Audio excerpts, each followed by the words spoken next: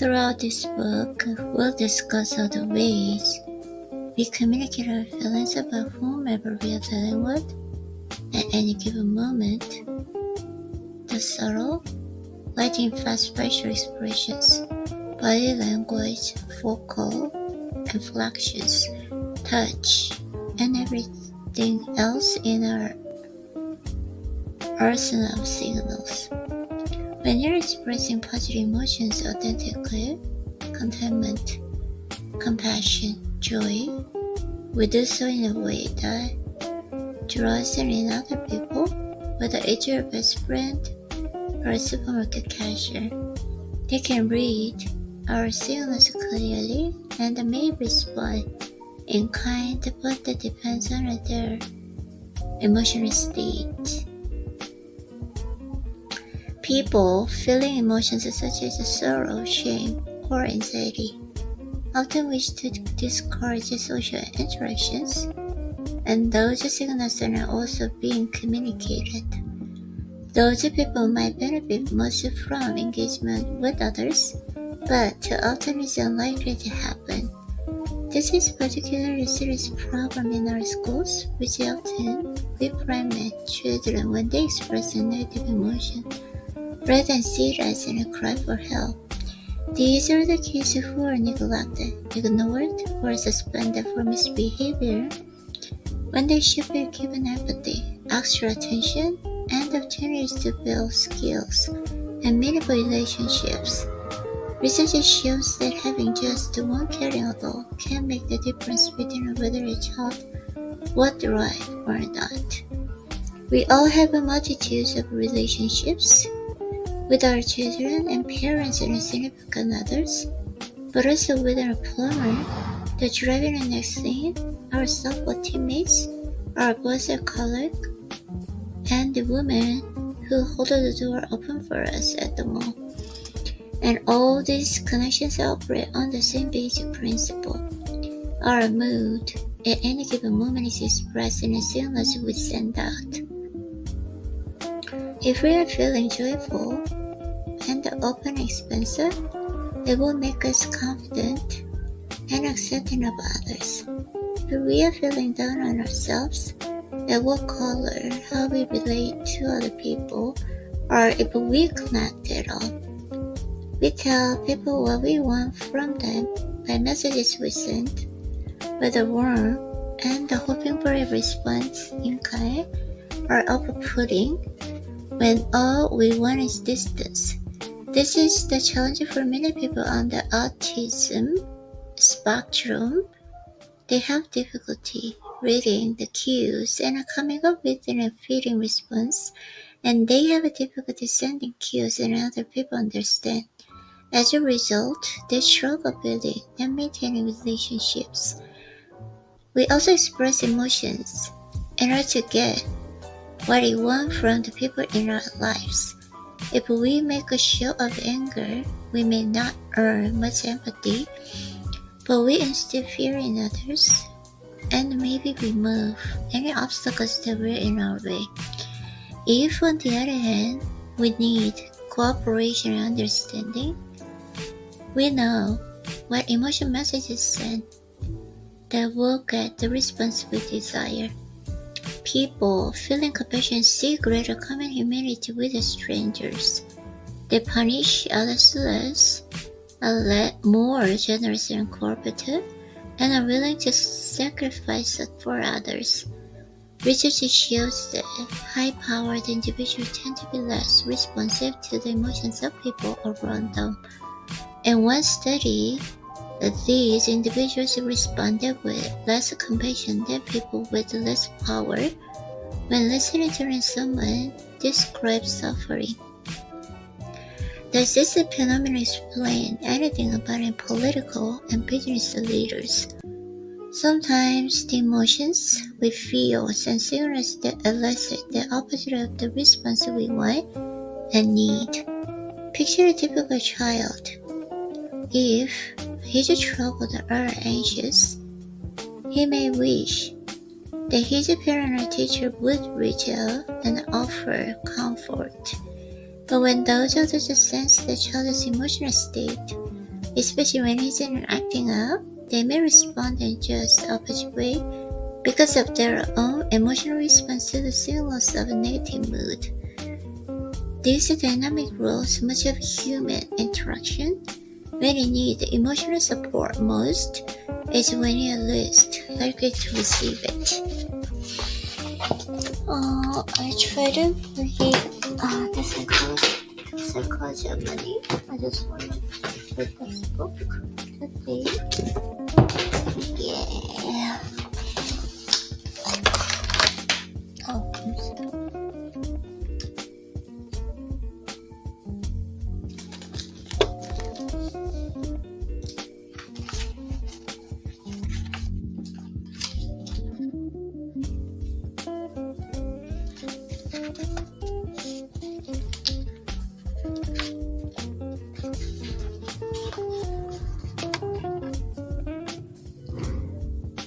Modern capitalism is helping people fake it until they make and cherish the industry. But truth is the wealth is what you don't see. Wealth is financial assets that haven't yet been converted into stuff you see. That's not how we think about wealth, because you can contextualize what you can see. Ambassador Bellman once wrote, "There is no fast way to feel rich than to spend lots of money on really nice things. But the way to be rich is to spend money you have and to not spend money you don't have. It's really that simple." It is excellent advice, but it may not go far enough. The only way to be wealthy is to not spend the money that you don't have. It's not just the only way to accumulate wealth, it's the very definition of wealth. We should be careful to define the difference between wealthy and rich. It is more than semantics. Not knowing the distance is a source of countless poor money decisions. Rich is an current income. Someone driving a 100,000 car is almost certainly rich. Because even if they purchase a car with a debt, you need a certain level of income to afford the monthly payment. Same with those who live in big homes. It's not hard to spot rich people. They often go out of their way to make themselves known. But wealth is hidden. It's income not spent. Wealth is an option not yet taken to buy something later. Its value lies in offering new options, flexibility and growth to one day purchase more stuff than you could right now. Exercise is like being rich. You think, I did a work and I now deserve to treat myself that big meal. Wealth is turning down that treat meal and actually burning net calories. It's hard and it requires self-control. But it creates a gap between what you could do and what you choose to do that accrues to you over time. The problem for many of us is that it is easy to find rich role models. It's hard to find wealthy ones because by definition their success is more hidden. There are, of course, wealthy people who also spend a lot of money on stuff, but even in those cases, what we see in their richness, not their wealth. We see the cars they chose to buy, and the perhaps the school they choose to send their kids to. We don't see the savings, retirement accounts, or investment portfolios. We see the homes they bought, not the homes they could have bought had been stretching themselves thin. The danger here is that I think most people, deep down, want to be wealthy. They want freedom and flexibility, which is what financial assets not yet spent can give you. But it is so ingrained in us that we have money to spend money that we don't get to see the restraint it takes to actually be wealthy. And since we can see it, it's hard to learn about it. Imagine how hard it would be to learn how to write if you couldn't read the words of great authors. Who would be your inspiration? Who would you admire? Whose knows the tricks and tips would you follow? It will make it something that is already hard even harder. It's difficult to learn from what you can see, which helps explain why it's so hard for many people to build wealth. Keep this in mind when quickly judging others, success and setting your own goals. My observation is that yes, many do. Past and certain level of income people fall into three groups. Those who save, those who don't think they can save, and those who don't think they need to save. This is for the latter two. The first idea is simple, but easy to overlook. It's that building wealth has a little to do with your income or investment returns and a lot to do with your savings rate. A quick story about the power of efficiency. The same is true with our money. Investment returns can make you rich, but whether an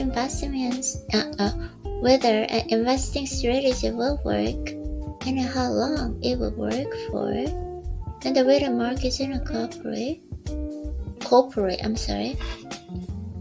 is always in doubt, results in shredded and uncertainty.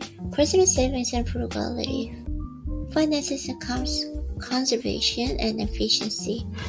If you view building wealth as something that will acquire more money or big investment returns, you may become a pessimistic. If you view it as a part of your own frugality and efficiency, the destiny is clearly.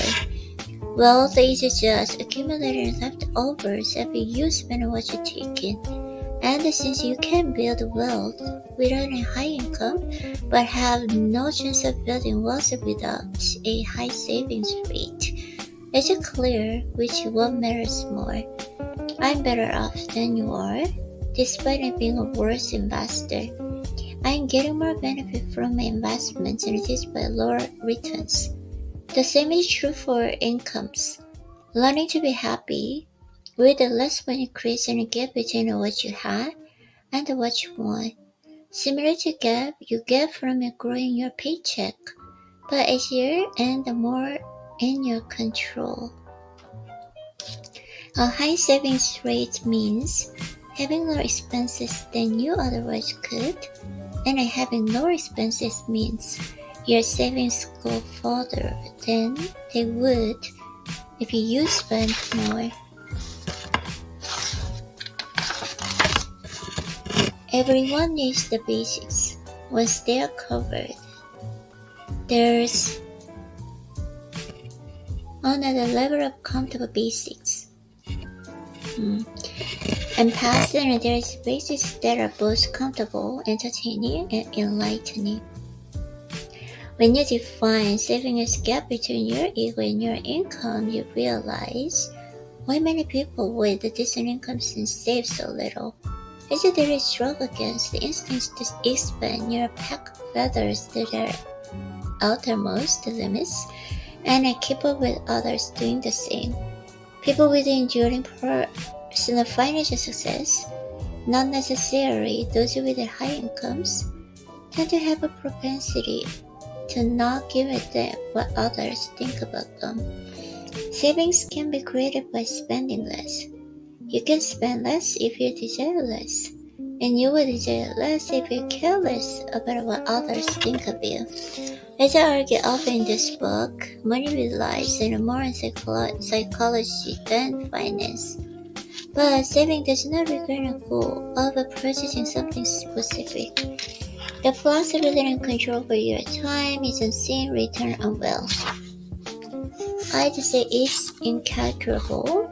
Savings in a bank that earns 0% interest and might actually generate an extraordinary return if they give you the flexibility to take a job with a lower salary but more purpose or weight for investment opportunities that come when those without flexibility turn desperate.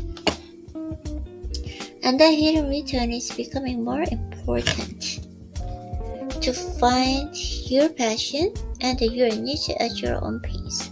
You can find a new routine, a slow pace, and I think about life with a different set of assumptions.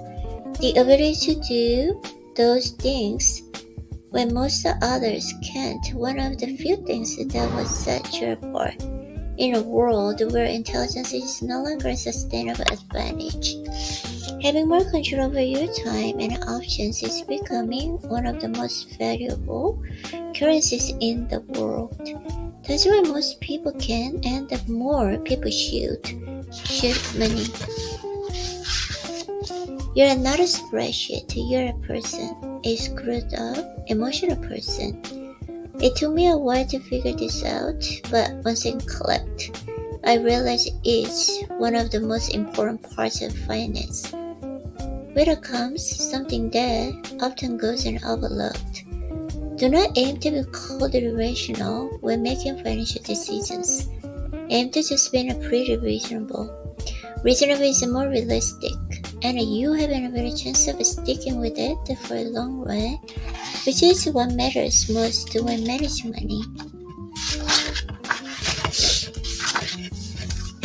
I visualized my grief in the stock market went way up and I wasn't in it, or if it went way down, I was completely in it. My intention was to minimize my future regret. So I split my contributions in a 50-50 between bonds and increase. The math works on paper, it's a rational strategy, but I saw myself surely unreasonable. Day trading and picking individual stocks is not rational for most investors. The odds are heavily against your success. Josh Brown, who advocates and mostly owns diversified funds, once explained why he also owns a smattering of individual stocks. I'm not buying individual stocks because I think I'm going to generate alpha. I just love stocks, and I have ever since I was 20 years old. And it's my money. I get to do whatever, quite reasonable. Acting on investment forecast is dangerous, but I get why people try to predict what will happen next year. It's human nature, it's reasonable. Jack Bogle, the late founder of Vanguard, spent his career in a crusade to promote low-cost passive index investing. Okay, things that have happened before happen in all times. Got you.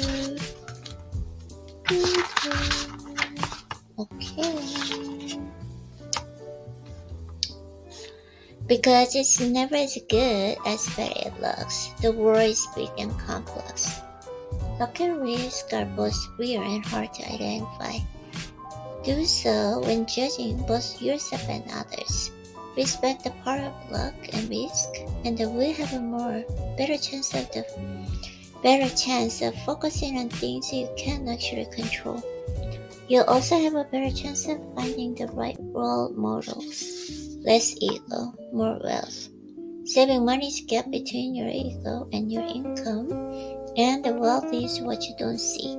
So, wealth is created by suppressing what you could buy today in order to have more stuff or more options in the future. That's different from saying you should aim to earn the highest returns or save a specific percentage of your income. Some people won't sleep well unless they're earning the highest returns. Others will only get a good rest if they're conservatively invested. To each their own, but the foundation of "Does this help me sleep at night?" is the best universal guidepost for all financial decisions. If you want to do better as an investor, the single most powerful things you can do is increase your time horizon. Time is the most powerful force in investing. It makes the little things grow big and big mistakes fade away. I can neutralize the luck and risk, but it pushes results closer towards what people deserve. Because a small minority of things account for majority of outcomes. No matter what you're doing with your money, you should be comfortable with a lot of stuff not working. That's just how the world is. So you should always measure how you've done by looking at your full portfolio rather than individual investments. Use your money to gain control over your time. Because not having control over your time is such a powerful and universal track on happiness. The ability to do what you want when you want with who you want for as long as you want pays the highest dividend existing finance.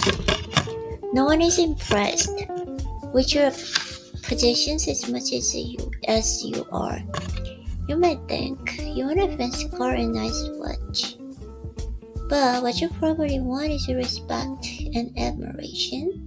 But saving for things that are impossible to predict or define is one of the best reasons to save. Everyone's life is a continuous chain of surprises. Savings that aren't marked for anything in particular hedge against the life's inevitable ability to surprise the hell out of you at the worst possible moment. Because nothing worthwhile is free. And remember that most finance costs don't have a visual price text. Uncertainty, doubt, and regret are common costs in the financial world. They're often worth paying, but you have to view them as fees, a price worth paying to get something nice in exchange, rather than fines and a penalty you should avoid. Worship room for error, a gap between what could happen in the future and what you need to happen in the future in order to do well is what gives an endurance, and endurance is what makes an compounding magic over time. Room for error often looks like a conservative hedge, but if it keeps it in a game, it can pay for itself many times over. Avoid the extreme ends of financial decisions. Everyone's goals and desires will change over time, and the more extreme your past decisions were, more you may regret them as you evolve. Define the game you are playing, and make sure your actions not be influenced by people playing a different game. Of course, respect the mass. Smart, informed, and reasonable people can disagree in finance because people have vastly different goals and desires. There is no single right answer, just the answer that works for you. Now, let me tell you what works for me. Okay, what works for me? Compassion. Good. Okay, I'm just gonna put this for the chapter only. Just show me what you do with your own money. The difference between what someone suggests you do and what they do for themselves isn't always a bad thing. It just underscores that when dealing with complicated and emotional issues that affect you and your family, there is no one right answer. There is no universal truth. There is only what works for you and your family, checking the boxes you want, checked in a way that leaves you uncomfortable and sleeping well at night.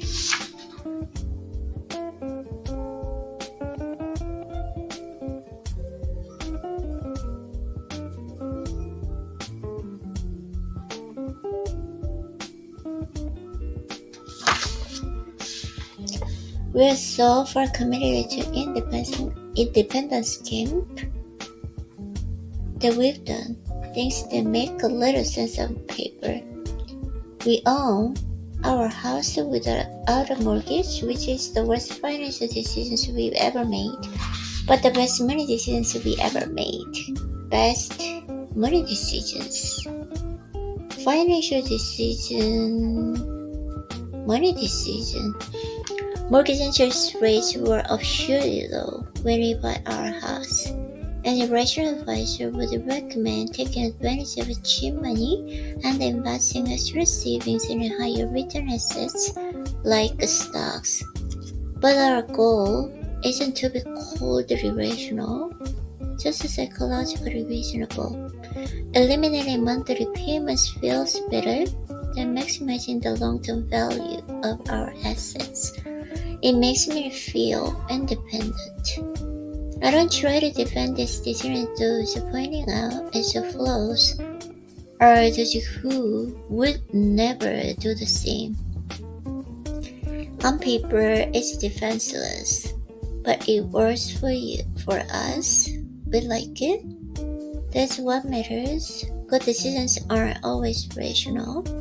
At some point, you have to choose between being happy or being right. We do it because it catches the oxygen of independence, and more importantly, we never want to be forced to sell the stocks we own. We want the probability of facing a huge expense and needing to liquidate stocks to cover it to be as close to zero as possible. First, we just have a lower risk tolerance than others.